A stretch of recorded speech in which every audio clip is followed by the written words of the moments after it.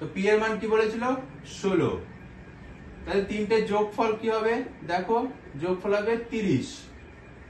তাহলে 30 এর সাথে কত গুণ করলে 120 হবে 4।